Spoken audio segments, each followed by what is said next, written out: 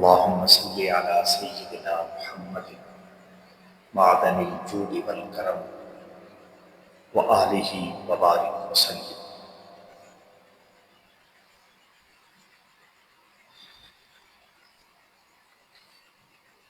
رب ذوالجلال نے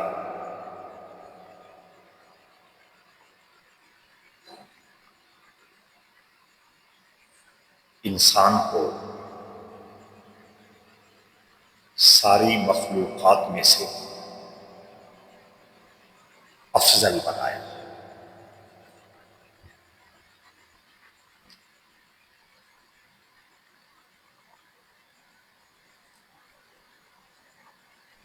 انسان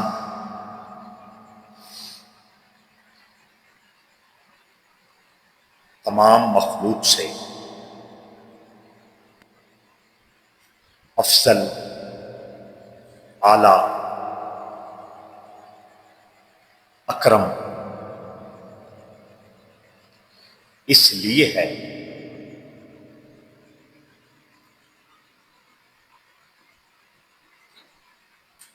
کہ انسان کی ذات میں رب ذوالجلال نے اپنی محبت اور اپنی معرفت کا نور رکھا ہے۔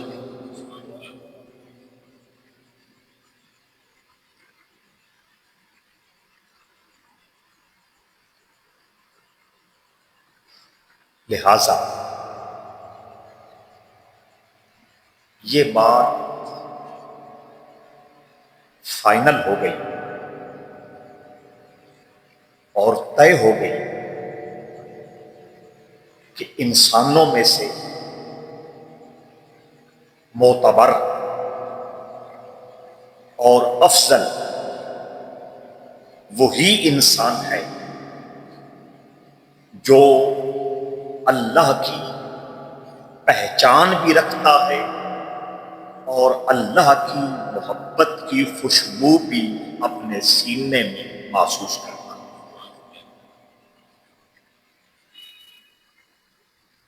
اگر وہ اپنے رب سے دور ہے، اپنے رب سے غافل ہے، اپنے رب کے احکامات نہیں مانتے، جن باتوں سے اللہ نے روکا نہیں رک رہا، اللہ کی یاد سے اس کا دل بے آباد ہے، اللہ کے ذکر سے اس کی زبان خشک ہے، تو بقول اللہ کے اولئک کالانعام، کہ ایسے لوگ شکل و صورت میں انسان نظر آتے ہیں لیکن میرے کاغذوں میں وہ جانوروں کی طرح ہے۔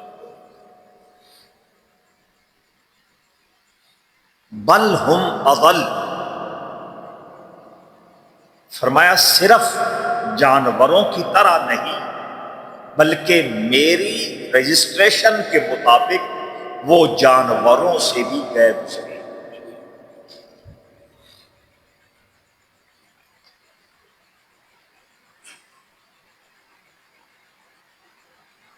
جانور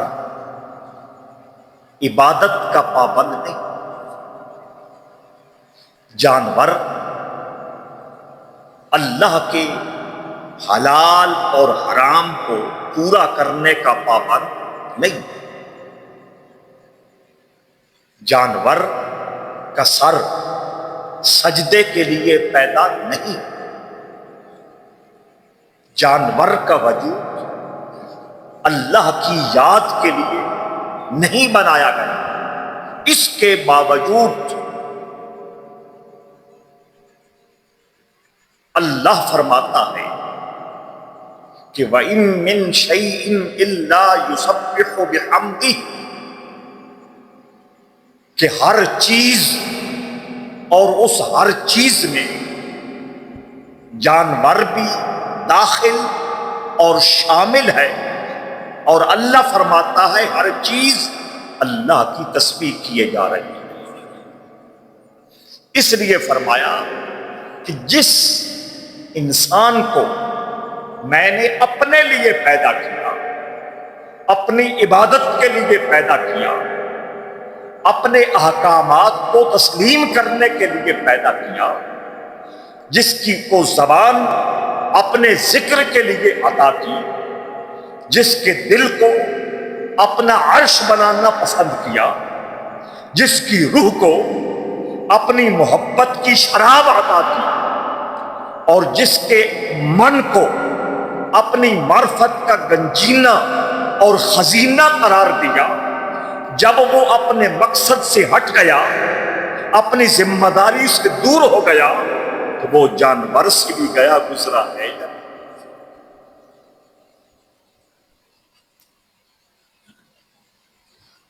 تو انسان کو اس لیے بنایا کہ وہ اللہ کو پہچانے،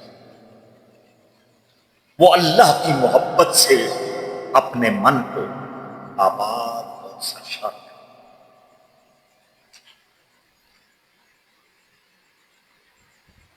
اللہ کو ماننے، اللہ کو پہچاننے اور اللہ کے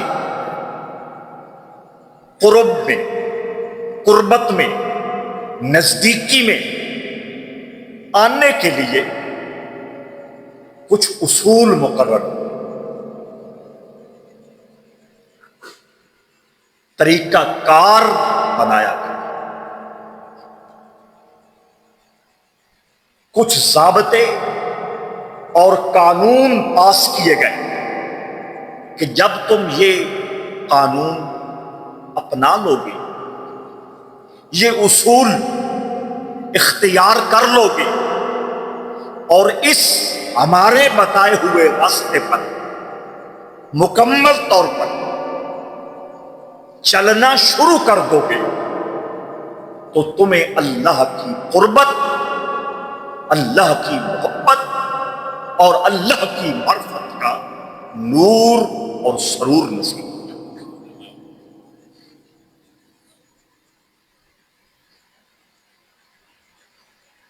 میں نے بات حضرت عثمان غنی کی کرنی ہے، اور میں نے بات چلائی کہاں سے ہے، آپ کی توجہ کی اشد ضرورت ہے، چونکہ جمعرات کو 18 ذو الحج ہے اور وہ شہادت ہے حضرت عثمان غنی کی۔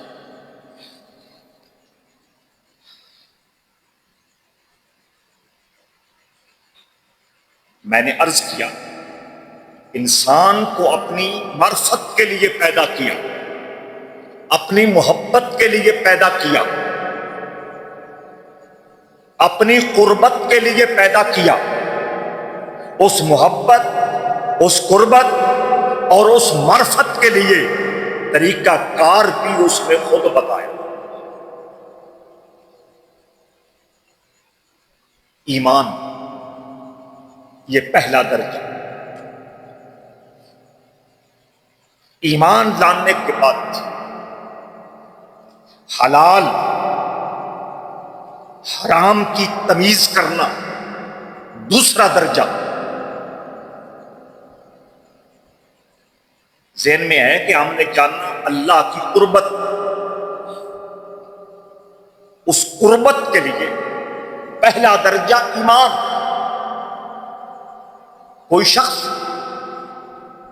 کتنا ہی اچھے اخلاق والا ہو جائے، بہترین چال چلن اور مثالی رویے والا ہو جائے، جھوٹ نہ بولے، حرام سے بچے، زبان کی حفاظت کرے، دھوکہ نہ دے، ملاوٹ نہ کرے، بددیانتی نہ کرے، جتنی منع کی ہوئی چیزیں ہیں ان سے رکا رہے، جو اچھے کام کرنے کا حکم دیا گیا وہ کرتا رہے اور پھر وہ یہ سمجھے کہ مجھے اللہ کا قرب مل جائے گا، اللہ کی بارگاہ میں میری خاص حاضری لگ جائے گی۔ فرمایا ہاں لگے گی، لیکن ان ساری چیزوں سے پہلی شرط ایمان ہے۔ یہ میں نے اس لیے بات کھولی کہ کچھ لوگ یورپ جاتے ہیں، امریکہ جاتے ہیں، انگلینڈ جاتے ہیں،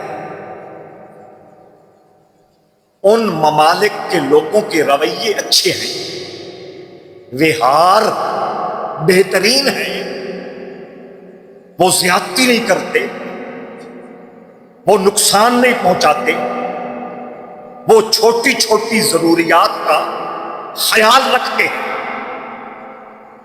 تو ہمارے دیش کے ایمان والے جب واپس آتے ہیں، ایمان والوں پر برستے ہیں اور ان کی تعریفیں کر کر کے آسمان اور زمین کے کنابے ملا دیتے ہیں۔ ایسے دوستوں کو یہ بات ذہن نشین رہنی چاہیے، ان کا رویہ اچھا، ان کے اخلاق اچھے، ان کا بیہیو مثالی، انسانیت کو عزت دینا اور انسانیت کا احساس کرنا ان کا بہترین عمل، لیکن اللہ کے دربار میں یہ سارے اعمال اس وقت قبول ہوں گے جب نور ایمان نصیب۔ من عمل صالحا من ذکر او انثی وهو مؤمن فلنحیینہ حیاتا طیبہ۔ میرے اللہ نے فرمایا جس مرد اور عورت نے اچھے عمل کیے اور ایمان قبول کیا، پھر اس کو ہم وہ زندگی عطا فرما دیں گے جس زندگی پر اللہ کے فرشتے بھی ناز کر رہے ہوں۔ تو پہلا درجہ ایمان، دوسرا درجہ حلال اور حرام کی پہچان بھی اور حلال کو اختیار کرنا اور حرام سے بچنا۔ تیسرا درجہ عبادت، کون سا؟ ہن مصیبت ہے کہ عبادت جیڑی وہ اگاں ہوئی پئی تے باقی ٹیڑی بیتل، بولو نا کی ہویا پہ ٹیڑی بیتل رلی پئی۔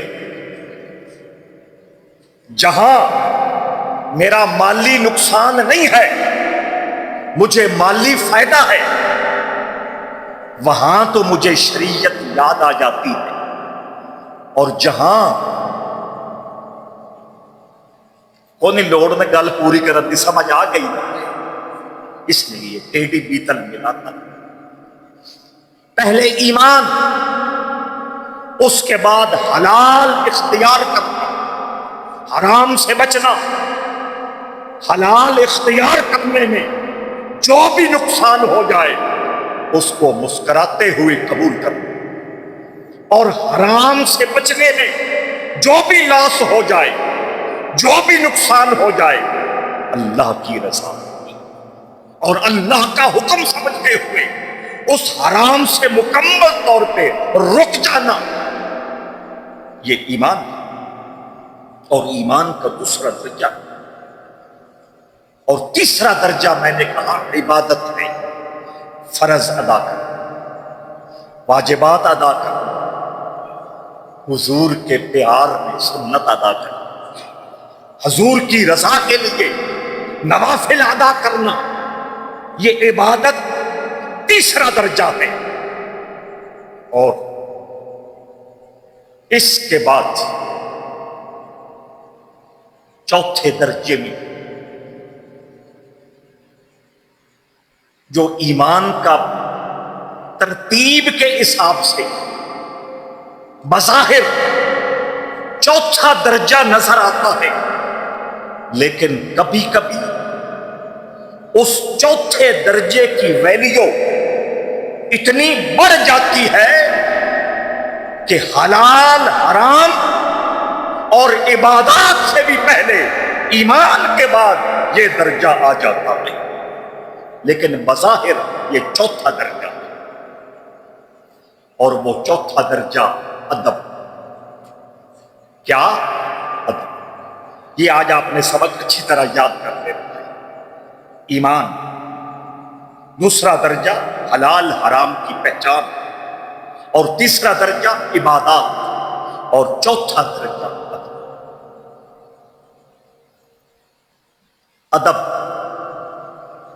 میں نے غلط فہمی سے یہی سمجھ لیا کہ کوئی بڑا آ جائے تو اٹھ کے کھڑا ہو جانا۔ میں نے یہ سمجھ لیا استاد مرشد نظر آ جائے تو پاؤں میں پڑ جانا، ہاتھ چوم لینا۔ میں نے ادب کا یہ درجہ سمجھ لیا کہ جو بھی رشتے میں بڑا ہے اس کے آگے نہیں بولنا۔ ویسے یہ ساری پچھلی صدی کی باتیں ہیں، سمجھ آ رہی؟ اس صدی میں تو یہ بھی نظر نہیں آ رہی، نہیں بولنا۔ لیکن ادب صرف ان باتوں میں بند نہیں ہے، اور ادب کی حد یہاں آ کے ختم نہیں ہو جاتی۔ کھڑے ہو جاؤ، قدم بوسی کر لو، ہاتھ چوم لو، چپ کر جاؤ، صرف اس میں ادب آ کے ختم نہیں ہو۔ کھڑا ہونا بھی ادب، ہاتھ چومنا بھی ادب، پاؤں چومنا بھی ادب۔ قطعاً کوئی بندہ وسواسی نہ بنے کہ قدم چومنا جائز نہیں۔ امام بخاری کی ایک کتاب بخاری، دوسری کتاب الادب المفرد، الادب المفرد امام بخاری کی حدیث کی کتاب، اس کے اندر امام بخاری نے پورا ایک چیپٹر لکھا ہے، اور اس کا ٹائٹل یہ رکھا ہے کہ صحابہ رسول اللہ کے ہاتھ بھی چومتے تھے، پیر بھی چومتے تھے۔ اس پہ حدیثیں جمع کی۔ چونکہ اس وقت میرا یہ موضوع نہیں نا، ورنہ وہ تفصیل میں جا کے میں بتاتا کہ پاؤں چومنے سے توحید کی چولوں کو کچھ نہیں ہوتا، پاؤں چومنے سے شرک نہیں ہوتا، پاؤں چومنے سے کسی کی عزت نفس برباد نہیں ہوتی۔ چومنے والا دل سے چوم رہا ہو، اور جس کے چومے جا رہے ہو وہ یہ اہلیت رکھتا ہو، یہ صلاحیت رکھتا ہو، اور یہ مرتبہ رکھتا ہو، تو بعض اوقات جب قابلیت موجود ہو اور دل کی گہرائیوں سے کوئی قدم بوسی کرتا ہے تو اللہ اس نوری عمل کی برکت سے اس بندے کے لیے اندر کی رحمتوں کے دروازے کھول دیتا ہے۔ یہ چونکہ مستقل موضوع نہیں ہے آج، ورنہ میں اس پہ اور باریکی میں جاتا، تو میں یہ کہہ رہا تھا اٹھ کے کھڑا ہونا ادب ہے، ہاتھ چومنا ادب ہے، پاؤں چومنا ادب ہے، بات نہ کرنا بڑے کے سامنے ادب ہے۔ لیکن ادب صرف یہی نہیں،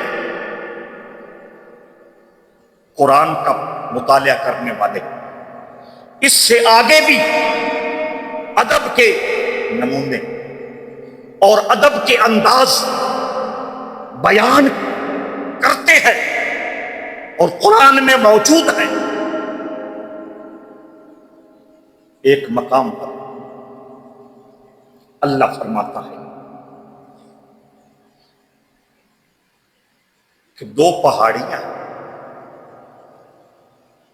ان پہاڑیوں کو نرا پہاڑی نہ سمجھنا، وہ پہاڑیاں اللہ کے دربار میں اتنی شان و شوکت رکھتی ہیں کہ اللہ کا نور ان پر اترتا ہے۔ اور اس نور اترنے کی وجہ سے وہ اللہ کی نشانیاں بن گئی. ان الصفا والمروہ من شعائر اللہ.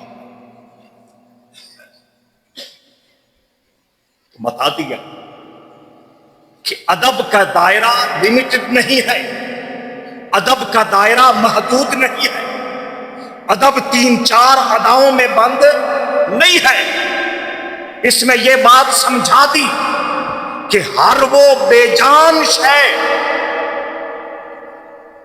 جو ذکر نہیں کرتی، جو نماز نہیں پڑھتی، جو روزے نہیں رکھتی، جو عمرے نہیں کرتی، جو حج نہیں کرتی، جو تبلیغ نہیں کرتی، جو جہاد نہیں کرتی، جو تلاوت قرآن نہیں کرتی، جو مسجدیں نہیں بناتی، جو مدرسے نہیں بناتی، جو صدقہ و خیرات نہیں کرتی، لیکن اس سب کے باوجود اللہ کے دربار میں اس بے جان چیز کی وہ ویلیو، وہ قدر اور وہ مرتبہ طے ہو گیا جو رب ذوالجلال نے اپنے نبیوں اور رسولوں کو عطا کیا. اس نسبت کی برکت سے وہ بے جان چیزیں بھی اللہ کے دربار میں معظم ہو گئی.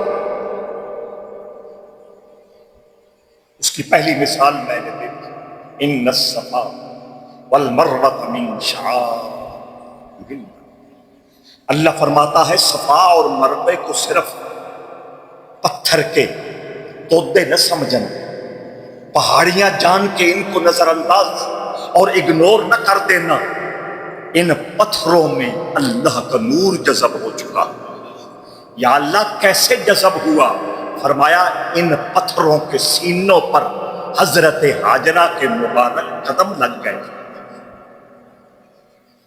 حضرت ہاجرہ کا تو ادب ہے ہی صحیح کہ وہ اللہ کے کلیم، اللہ کے خلیل کی گھر والی ہے. حضرت اسماعیل ذبیح اللہ کی ماں ہے، وہ عبادت گزار بھی ہے، وہ شب بیدار بھی ہے، وہ روزہ دار بھی ہے. وہ حضرت ابراہیم کی رضا پر، اللہ کی رضا پر مصر سے چل کر اپنے دودھ پیتے بچے کے ساتھ مکہ کے صحرا میں، جہاں نہ انسان ہے، نہ درخت ہے، نہ پانی ہے، نہ گزرگاہ ہے کسی کی، وہاں ڈیرا لگا دیتی ہے. ان کا تو احترام ہے ہی صحیح. فرمایا ہاں یہی تو سمجھایا جا رہا ہے. جب وہ قابل احترام ہوئی تو اب جس چیز کی نسبت سمجھ آ گئی، جس چیز کی نسبت، فرمایا میں نے یہ اب تمیز ختم کر دی کہ ان کا بیٹا جان والا ہے، عبادت گزار ہے، اللہ کا فرما بردار ہے، اللہ نے اس کے سر پہ نبوت کا تاج رکھا ہے، اس لیے وہ قابل احترام ہے. ہاں اس لیے بھی قابل احترام ہے، اور اس لیے بھی قابل احترام ہے کہ ہاجرہ کا لال ہے. لیکن فرمایا صرف اب بات بیٹے تک نہیں رہے گی. ہاجرہ نے میری رضا کا اور میری خوشی کا وہ لیول حاصل کر لیا ہے. پتھروں کو اگر اس کے جوڑوں کے ساتھ نسبت ہو جاتی ہے تو وہ پتھر بھی اللہ کی نشانیاں بن جاتے ہیں. بات عثمان کے در پہ پہنچانی ہے، ورنہ میں اور اس کو کھولتا، کیونکہ آج عید قربان ابھی ہے تو یہ چیزیں میں میرے موضوع کے ساتھ بھی جڑی ہے اور اس دن کے ساتھ بھی ان کی نسبت. دوسرا قرآنی پیغام سن لیجیے. فرمایا تم جانور قربانی پہ پیش کرتے ہو نا، یا تیری توفیق سے، تیرے کرم سے، تیری مہربانی سے پیش کر. فرمایا ان کے گلے میں رسیاں ہوتی ہیں، پٹے ہوتے ہیں نا، یا نہ ہوتے؟ فرمایا یہ قربانی کے جانوروں کے گلوں میں جو رسیاں اور پٹے ہیں، ان کو بھی معمولی نہ سمجھنا، یہ بھی اللہ کی نشانیوں میں شامل ہو چکے۔ کچھ سمجھ آ رہی کتنی دور کی نسبت ہے؟ حضرت ابراہیم خلیل اللہ نے اللہ کی رضا پر بیٹا ذبح کر دیا اپنے تئیں ذبح کر دیا، لیکن اللہ نے وہ جنتی دمبا وہاں پیش کیا، حضرت ابراہیم نے پیش کیا، چھری اس کی گردن پہ چلی۔ اب حضرت ابراہیم خلیل اللہ کہنے لگے اللہ اکبر اللہ اکبر، یہ بے سخت ان کی زبان سے نکلا کہ اللہ نے جو امتحان لیا اس کی توفیق سے میں کامیاب ہو گیا۔ اللہ اکبر اللہ اکبر، دائیں طرف سے، اور حضرت ابراہیم نے اپنی آنکھوں پہ پٹی باندھی ہوئی تھی، دائیں طرف سے آواز آئی لا الہ الا اللہ واللہ اکبر۔ جب آواز آئی، پٹی اتاری، دیکھا تو جبرائیل امین کھڑا ہے اور وہ کہہ رہا ہے لا الہ الا اللہ واللہ اکبر۔ ابھی وہ الفاظ فضا میں گونج رہے تھے، بائیں طرف سے آواز آئی اللہ اکبر وللہ الحمد۔ مڑ کے دیکھا اسماعیل کھڑا تھا۔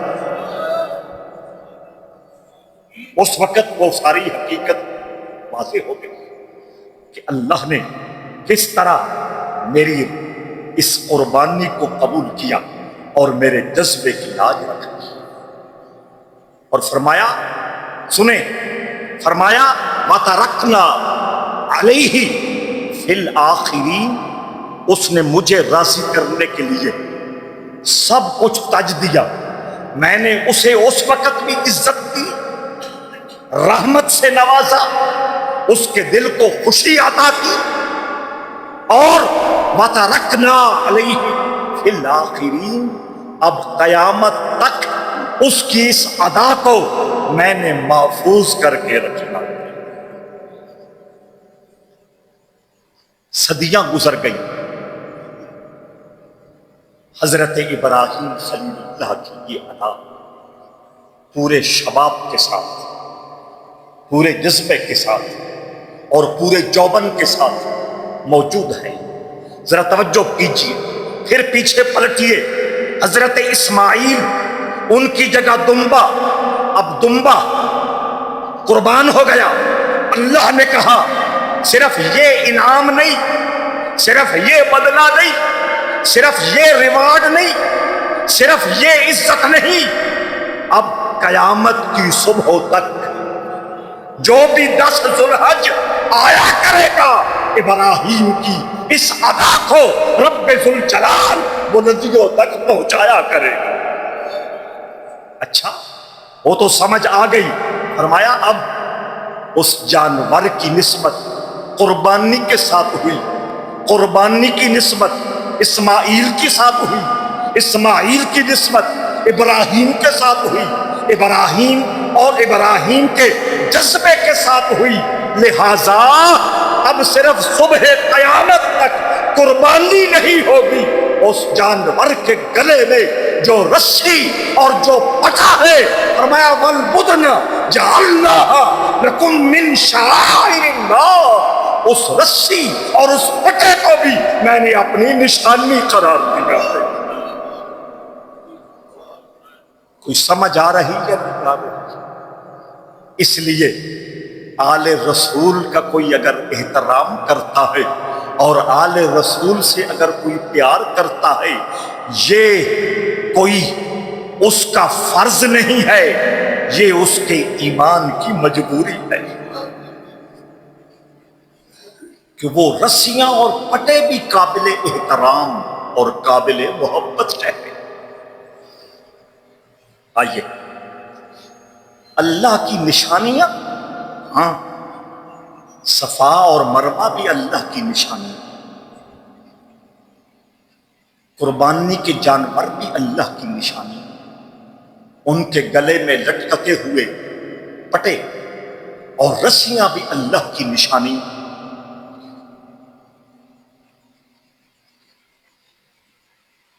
یہ نشانی اللہ کی کیا ہے؟ آئی تو سونا اللہ توجہ، یہ نشانی کیا ہے اللہ کی؟ فرمایا میں ہی بتاتا ہوں۔ جب نشانی میں نے بنائی ہے، طے کی ہے، اس کو ٹائٹل نشانی کا دیا ہے، تو پھر میں ہی بتاتا ہوں میری نگاہ میں اس کی ویلیو کیا ہے، اس نشانی کا مرتبہ کیا ہے، اس نشانی کی شان کیا ہے۔ یا اللہ تو ہی فرما۔ فرمایا جب تو سین حرم میں جاتا ہے، وہاں میرا گھر پوری آب و تاب کے ساتھ، پورے جاہ و جلال کے ساتھ، پوری شان و شوکت کے ساتھ، پورے کر و فر کے ساتھ، ساری عظمتوں، ساری برکتوں، ساری رحمتوں کے ساتھ جلوہ فگن ہے۔ دیکھا ہے یا اللہ، دیکھا ہے۔ فرمایا اس میرے گھر کے پاس ایک چھوٹا سا مینار ہے جس میں موجودہ زمانے میں شیشہ لگا ہے، اس شیشے میں جھانک کے دیکھنا، وہاں تجھے کیا نظر آئے گا؟ یا اللہ میں نے دیکھا۔ فرمایا کیا دیکھا؟ میں نے وہاں ایک پتھر دیکھا، اور پتھر میں گڑا سا ہے، اور گڑا ایسے گڑا نہیں ہے، وہ باقاعدہ ایک قدم اور ایک پاؤں کا مستقل نشان ہے۔ فرمایا اچھا دیکھ لیا، وہ پتھر بھی دیکھ لیا، اس میں گڑا بھی دیکھ لیا، گڑے میں وہ پاؤں کا نشان بھی دیکھ لیا، یا اللہ دیکھ لیا۔ فرمایا واتخذوا من مقام ابراہیم مصلی، یہ چونکہ میری نشانی ہے نا، لہٰذا جب تک یہاں 2 رکعت نماز نفل 7 چکر لگانے کے بعد نہیں پڑھے گا، تیرا طواف میری بارگاہ میں قبولیت کا شرف حاصل نہیں کرے گا۔ کوئی سمجھ آ رہی یا نہیں آ رہی؟ زیادہ سمجھو یہ موضوع زیادہ سمجھو۔ اللہ والوں کے قدموں کے ساتھ جنہیں نسبت ہو جاتی ہے، آئیں گائیں بائیں نہیں، وہ اللہ کے دربار میں چیزیں قابل احترام ہو جاتی ہیں۔ اور جن جسوں میں اللہ کا نور اتر آتا ہے، جن وجودوں میں اللہ کی رحمت ڈیرے لگا لیتی ہے، جن کے دل اللہ کا عرش بن جاتے ہیں، ان کی ویلیو اللہ کے دربار میں کتنی بلند ہے۔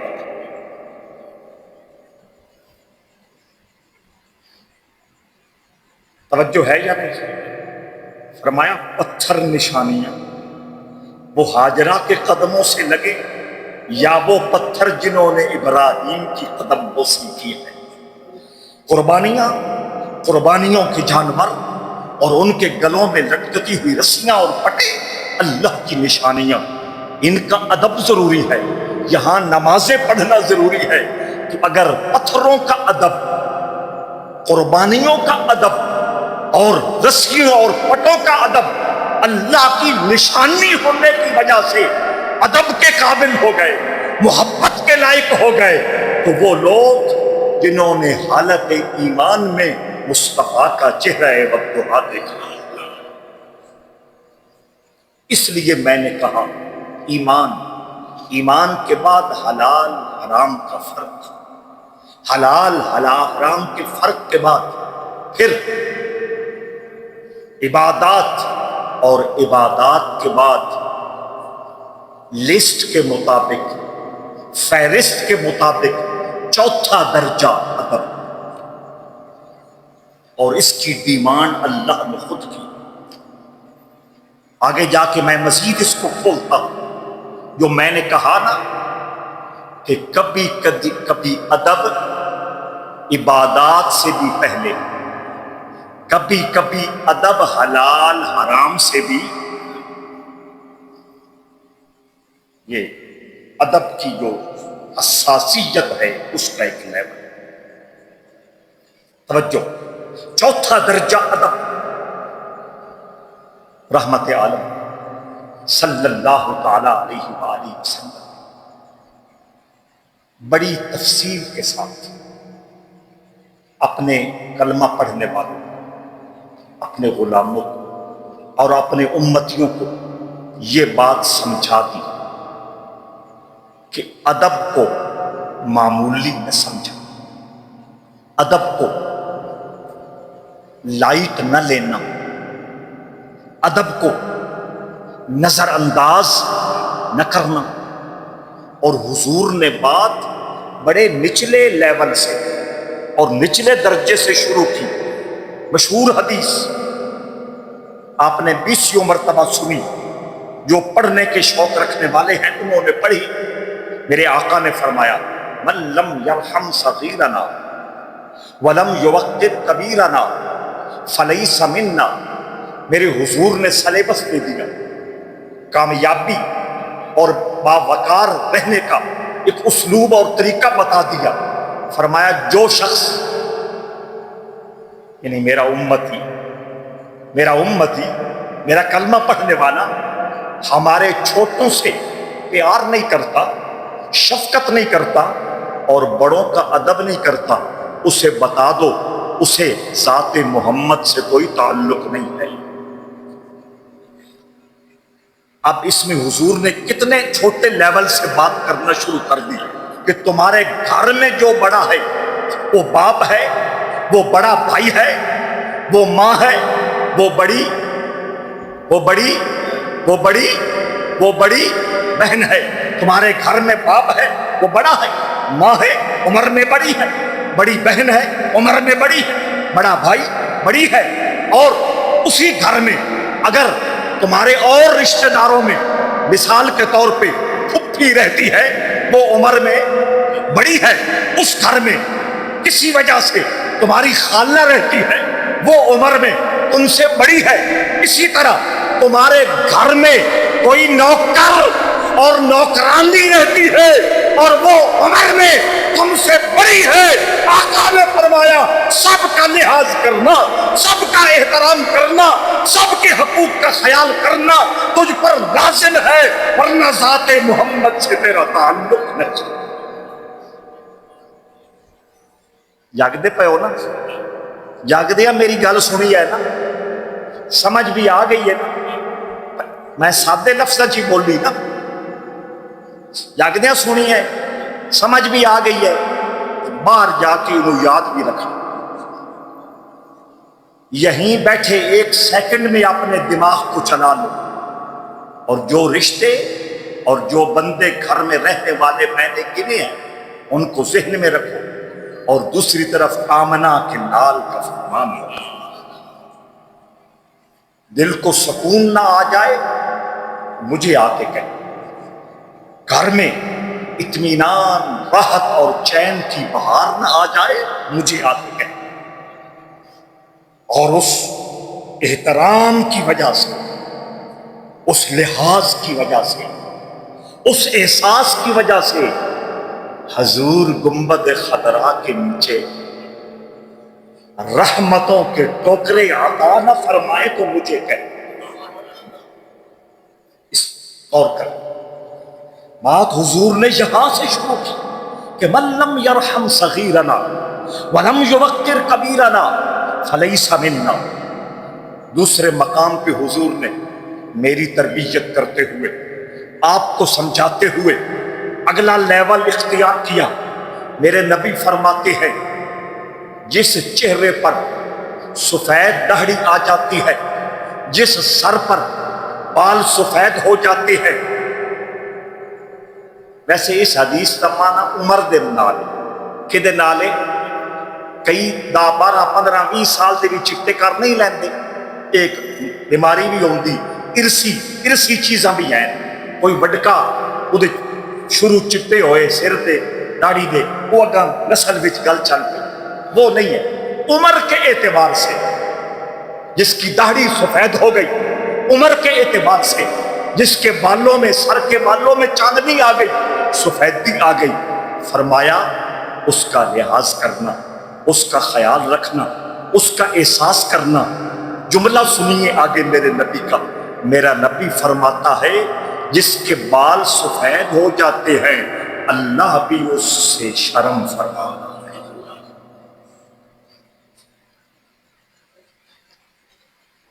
کہ خیال ہے ہم نے اپنا بھی خیال کرنا ہے، اپنی اصلاح بھی کرنی ہے، اور بڑے طریقے کے ساتھ اور بڑی حکمت کے ساتھ اور بڑے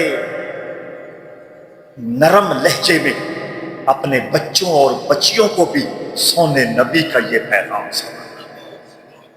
ہمیں بال جس کے سفید ہو گئے، ہمیں اس کا احساس کرنا، اس کا خیال کرنا، اس کا لحاظ رکھنا، اس لیے فرمایا اللہ اس کا حیا کرتا، اللہ اس کا شرم کرتا۔ یہ لیول حضور بیان کرتا ہے، توجہ درکار ہے۔ فرمایا ہر چھوٹا بڑے کا احترام کرے، بڑا چھوٹے پہ شفقت کرے، اور اگلے لیول پہ آ کے فرمایا کہ وہ شخص جس کو اللہ نے عمر کی وجہ سے بالوں میں سفیدی اتار دی ہے، اس کا حیا، اس کا لحاظ، اس کا ادب اور اس کا احترام تیرے ایمان کا حصہ ہے، تیرے ایمان کا حصہ۔ لیول بہت سارے لیول ہیں، لیکن میں صرف 3 بیان کرنے لگا، چوتھا پھر جو حضور نے صحابہ کے بارے میں فرمایا۔ ہمارے پاس صرف 12 منٹ رہ گئے، خطبہ بھی اس میں ہے۔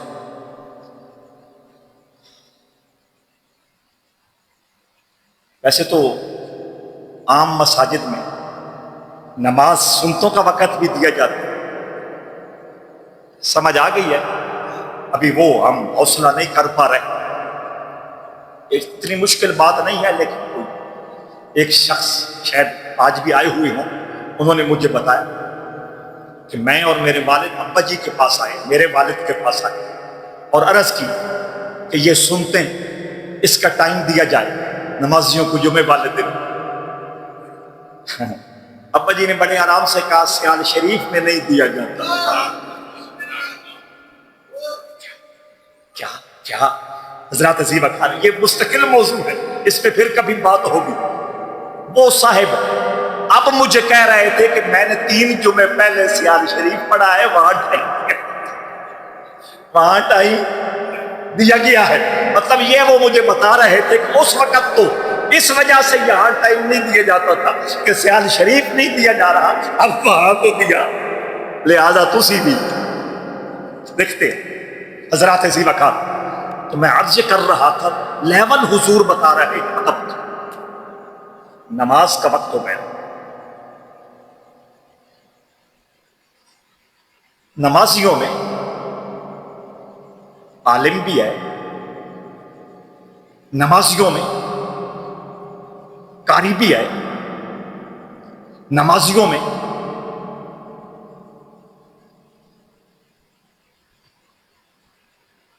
اچھے عمل کرنے والا متقی اور پرہیزگار بھی ہے،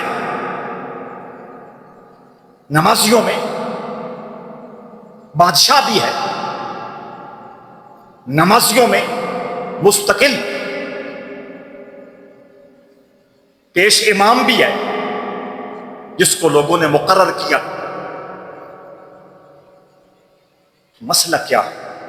نماز کون پڑھائے؟ فرمایا بادشاہ پڑھا سکتا ہے تو وہ پڑھائے، سب سے پہلا حقدار وہ ہے۔ پر اے تا 500-600 سال پہلے دی گل نا، پتہ نہیں ساڈے بادشاہ ون تو قرآن شریف بھی نہیں آؤں پیا، یاد آ گئی گل، توجہ، بادشاہ پڑھائے، اچھا وہ نہیں پڑھاتا تو پیش امام پڑھائے۔ پیش امام کہتا ہے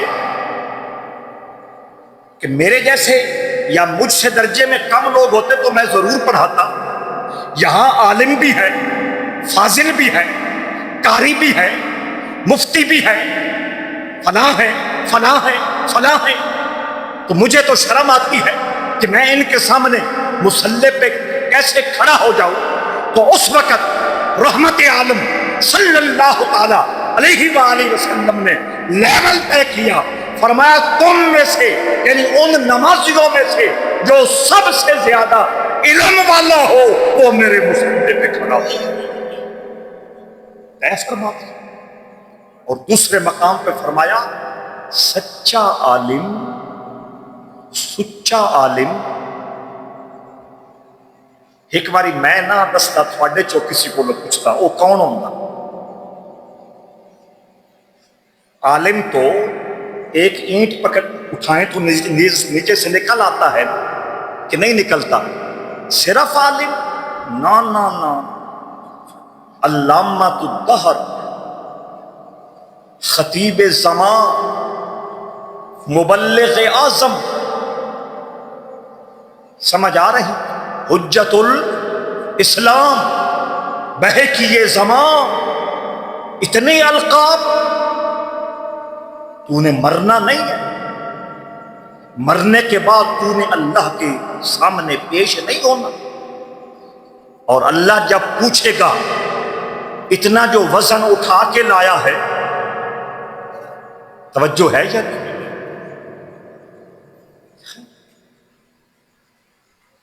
چلو تسی نہیں دستے تھے، میں دستا، اور وہ اللہ ہی طے کر رہا، انما یخشی اللہ من عبادہ العلماء، اللہ فرماتا ہے میری نگاہ میں علم والا وہ ہے جو اللہ سے ڈرتا ہے، اللہ سے ڈرتا ہے۔ وانڈا ہو گئی کہ نہیں ہوئی؟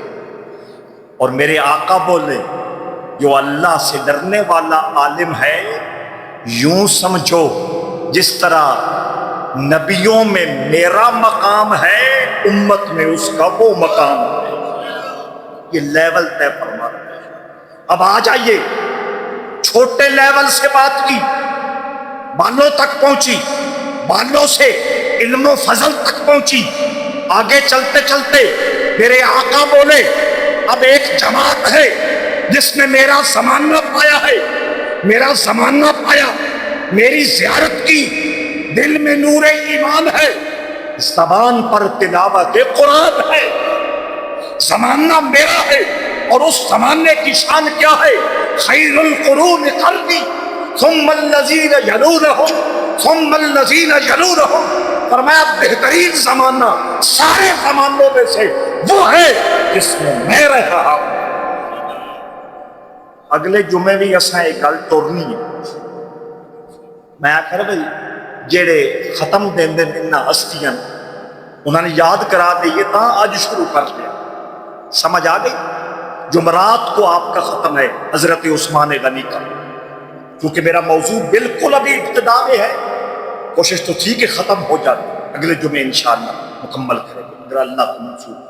تو بہترین زمانہ فرمایا میرا زمانہ ہے، اس کے بعد وہ زمانہ جو میرے زمانے کے بعد ہے، اس کے بعد وہ زمانہ جو میرے زمانے کے بعد ہے، اور میرے زمانے میں وہ لوگ اور وہ جماعت اور وہ افراد جنہوں نے مجھے دیکھا، جنہوں نے میری زیارت کی اور ایمان قبول کیا، دل میں بھی ایمان لائے، زبان پر بھی اعلان کیا، اور زبانوں پر تلاوت قرآن جاری رکھی، میرے پیچھے نماز ادا کی، میرے حکم پر ہجرت ادا کی، میرے حکم پر جنگوں میں حصہ لیا، میرے حکم پر مالی قربانیاں دی، فرمایا ان لوگوں کو چھوٹا نہ سمجھنا، فرمایا وہ ستاروں کی مانند۔ یا رسول اللہ یہ تو مثال ہی دینی آئی، سمجھ آ گئی؟ کسی اور بڑی چیز کی مثال دے دیتے، ستاروں سے بھی بڑی چیزیں ہیں، کسی اور چیز کی مثال دے دیتے، فرمایا میں نے اس لیے مثال دی ہے کہ میرے زمانے میں چونکہ روٹس نہیں ہیں، روڈ نہیں ہے، سنگ میل نہیں ہے، میل والے سٹون اور پتھر نہیں ہیں، ایرر نشان والے، یہ مزار جا رہا ہے، یہ معظم آباد جا رہا ہے، یہ کوٹ جا رہا ہے، وہ بورڈ نہیں لگے ہوئے، میرے زمانے میں یہ میپ نقشے نہیں ہیں، میرے زمانے میں یہ موبائل میں وہ جو کمپیوٹر بتاتا ہے ادھر جاؤ ادھر جاؤ، یہ ساری سہولتیں موجود نہیں ہیں، لوگوں نے سفر کرنے ہوتے ہیں، تو سفر کرنے کے لیے میرے زمانے میں لوگ ستاروں سے مدد لیتے ہیں۔ پرانے لوگوں کو پتا ہے یہ ستارہ یمن کی طرف اشارہ کرتا ہے، یہ ستارہ ایران کی طرف اشارہ کرتا ہے، یہ ستارہ ملک شام کی طرف اشارہ کرتا ہے، یہ ستارہ عدن کی طرف اشارہ کرتا ہے، یہ ستارہ مکہ کی طرف اشارہ کرتا ہے۔ اس زمانے میں ستاروں سے مدد لے کر لوگ سفر کرتے تھے۔ فرمایا میں نے اس لیے مثال دی ہے کہ مقصد جنت ہے، مقصد میرا دروازہ اور میرا در ہے۔ تم جس جس صحابی کے دامن کو پکڑ لو گے اور جس جس صحابی کے لڑ لگ جاؤ گے، اللہ کی جنت پہ پہنچو گے، میرے دروازے پہ پہنچو گے۔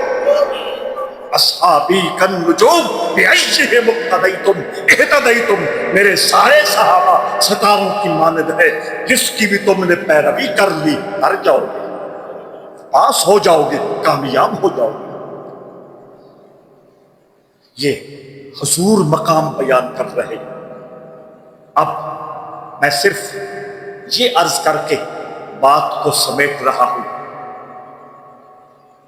1400 سال پہلے کا زمانہ ہو، مصطفیٰ کریم کا زمانہ ہو، حضور کو دیکھا ہو، حضور کی دعوت پر ایمان قبول کیا ہو، راتیں اللہ کی یاد میں گزاری ہو، دن گھوڑوں کی پیٹھوں پہ بیٹھ کر اسلام کے دشمنوں سے جہاد کرتے گزاری ہو، حضور کے فرمانے پر گھر بار چھوڑا، حضور کی چاہت پر جو جو جو جو قربانی حضور نے مانگی وہ بڑھ چڑھ کے دی ہو، پھر ایسی ہستیوں کا ادب ایمان کا حصہ نہیں، ایمان ہے یا نہیں؟ ایمان کا حصہ نہیں، ایمان ہے یا نہیں؟ ابھی افتخار تقریر کر رہے تھے اور وہ بتا رہے تھے کہ میرے مصطفیٰ کا جو قافلہ عشق ہے، میرے مصطفیٰ کا جو قافلہ محبت ہے، میرے مصطفیٰ کا جو قافلہ جذب و جنوں ہے، اس کا چوتھا منبر عثمان غنی ہے۔ کتنا؟ چوتھے نمبر پہ ایمان لانے والے عثمان غنی ہیں، اور 35 ہجری میں ان کی شہادت ہوئی۔ بات چلاؤں گا اگلے جمعے، وہ جو درمیانہ وقفہ ہے اس میں کچھ باتیں آپ کی خدمت میں عرض کروں گا، توجہ درکار ہے۔ 35 سال جس نے محمدی ہو کے گزارا، 35 سال جس نے مصطفی ہو کے گزارا، 35 سالوں میں جس کی زندگی کا ایک ایک لمحہ اللہ کی تابعداری اور آمنہ کے لال کی غلامی میں گزرا، وہ قابل احترام ہے یا نہیں؟ وہ محبتوں کے منبر پر جلوہ افروز ہونے والا ہے یا نہیں؟ ہے۔ سب سے پہلے جمعرات کو 18 ذو الحج کو ہم ان کی بارگاہ ناز میں اپنی محبتوں اور عقیدتوں کا ارماں پیش کریں گے، پڑھ کے پیش کریں، کچھ بنا کے پیش کریں، اور مزید آپ کی عظمتوں کو سلامی پیش کرنے کے لیے اگلے جمعۃ المبارک کو تشریف لائیے گا، تاکہ گر خواہی تازہ داشتن داغہائے سینہ را، گر خواہی تازہ داشتن داغہائے سینہ را، گاہے گاہے باز خاں قصہ پاری نہ را۔ اس کی ترجمانی میں کرنے لگا ہوں، وہ یہ ہے کہ اگر تو اپنے دل کو حضور کی محبت کے نور سے ہمیشہ جگمگ جگمگ جگمگ جگمگ جگمگ دیکھنا چاہتا ہے تو کبھی حضور کی باتیں کر، کبھی حضور کے یاروں کی باتیں کر۔ ایصال ثواب۔